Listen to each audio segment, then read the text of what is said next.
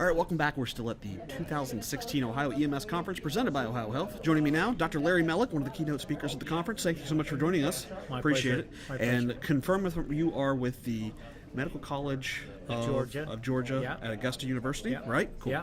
Happy I got that right. Yeah. So definitely not a stranger to YouTube at all. Tell us about your YouTube channel with 491 videos. Last one was posted, about a week ago? That was pretty interesting. So back in 2010, I started making patient videos. Okay. And it shortly afterwards, I found that it was beginning to get quite popular. And so I said, I need to make sure my hospital is okay with this. So I went to the compliance officers. She reviewed, this particular compliance officer reviewed all the videos and said, I think we're good. Their patient identity is protected. They're de-identified and so forth. And then to make a long story short, eventually the organization, the university, I had a legal review go on, and they wanted to make sure that this is something that they, as an organization, they wanted to do. Okay. And because from a legal perspective, there's some anxiety about this. You're using real live patients, and you're putting them on YouTube. Yeah. And so so they looked this over. I think every lawyer and in the university and in the medical center met, and after in a smoke-filled room, and in the end, as they walked out of there, they said, it was apparently, I wasn't there, but it sounds like early on it was like not so positive, and towards the end it was like, we can't stop this. Right. This has got such educational value. So the truth is, I have over 500 videos. Some of them are unlisted. Gotcha. Because I use them for other purposes and other educational venues that I'm using them.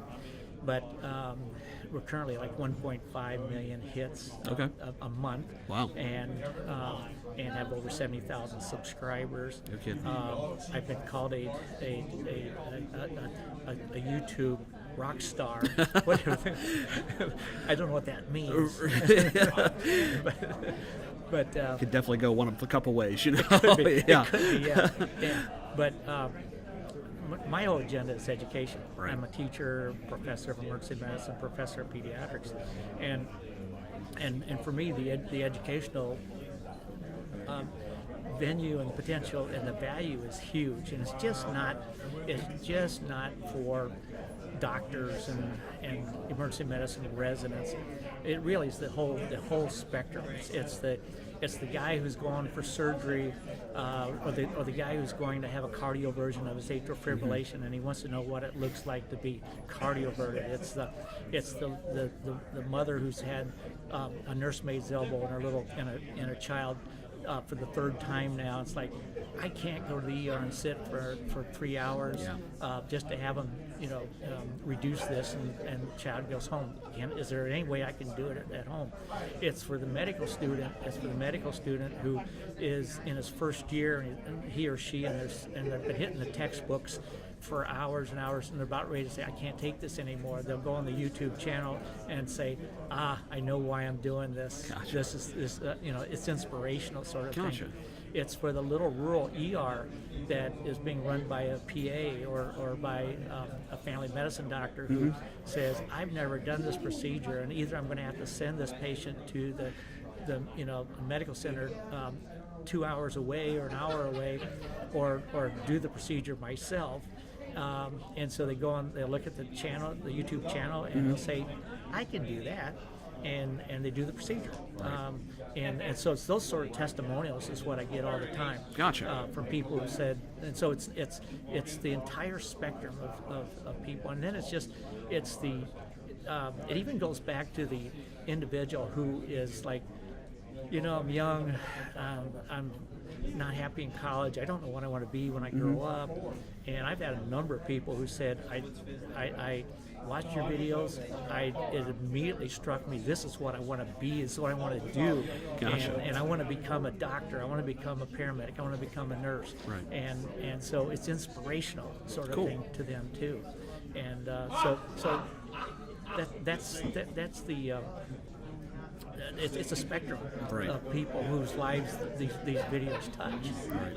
So you mentioned a lot of people going to it for medical advice, sometimes known as this free open access media or foam. How do we know what's trustworthy? When you're sitting on my side, obviously anything you put out, of course, is legit, but when you're sitting on my side, kind of looking for videos as to help me to perfect my art, what do you look for when you're looking for something that's credible or legitimate? Yeah. So I think there's got to be some sort of a way to kind of sort this through, and Right. I think some of it has to do just simply with this person's got a track record of not putting Gotcha. out bogus pearls, Right. and it's something that I can generally rely on and trust,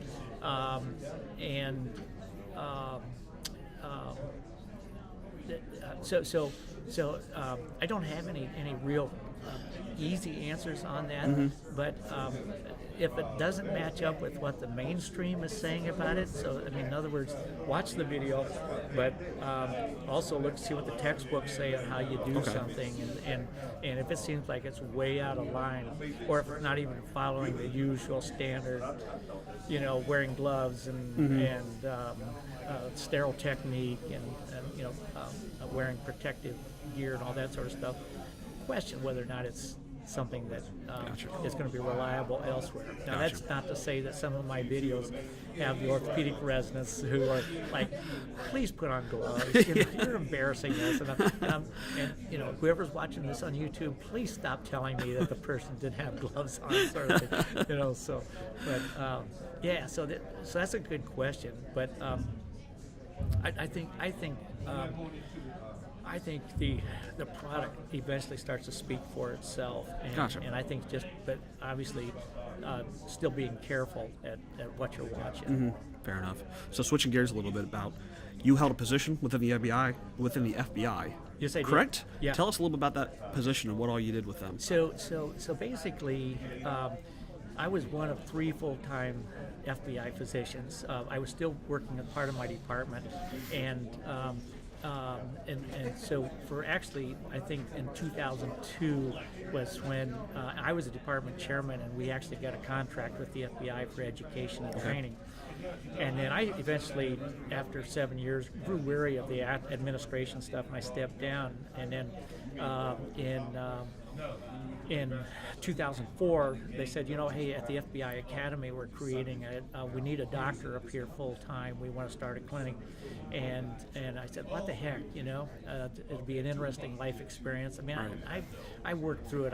It wasn't like something, because it meant potentially, initially for the first year, my family did not move, and then the second year we actually moved everybody. So I commuted the first year, but basically, but it was working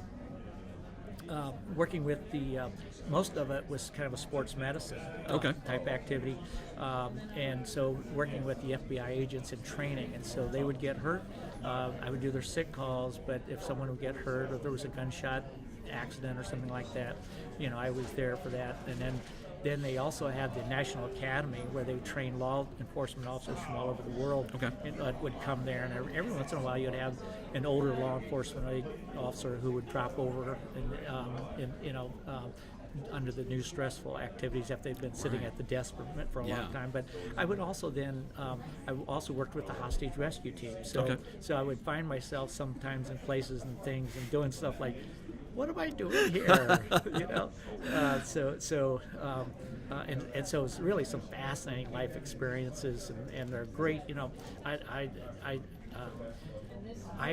My background was never law enforcement, and I grew up with guns, but I was not necessarily had a big fan of guns, but I didn't even own a weapon at the time.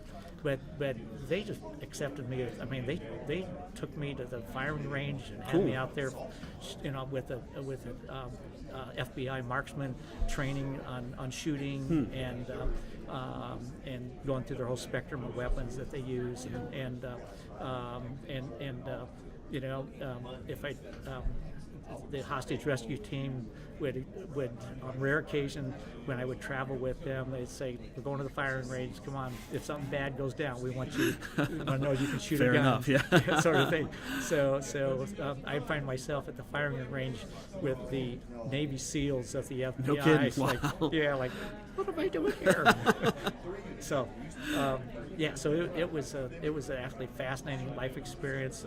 Working at the FBI, going up to FBI headquarters, and it's a very bureaucratic organization. Yeah, You would imagine, enough, the Federal Bureau of Investigation, and so you just have to adjust to that, and know that there's a lot of rules, a lot of policies, and things that you do and don't do, and say and can't say, and that sort of thing. But we were credentialed. I had everything except the badge, and so they put you through the top, so you would sit through. So the FBI agents were very open with you. I mean, they were careful not to tell you if you didn't need to know, you didn't need to know. Right. But it was had some very good friends that are FBI agents. Very good. And who just open arms. They welcome you, like you're one of them as far as they're concerned. So. Neat group, then, for Yeah, sure. yeah. Absolutely. Dr. Mellick, thank you so much for joining us. We really appreciate Yeah. it. You can find more of his videos, the YouTube channel we're talking about. It's youtube.com/lmellick, right? Yeah, just look up. You go to YouTube, just look up Larry Mellick or L Mellick, good. and you'll find the YouTube channel. Very good. Yeah. Absolutely any video you could ever want to see, or maybe the ones you don't want to see too. There's some I don't want to see. But for whatever reason, I'm still drawn to like the abscesses. And Yeah. it's gross, but I can't stop watching. So Yeah. thanks again. We All right, appreciate thank you you. joining us, and My stick pleasure. with us here on the Encode.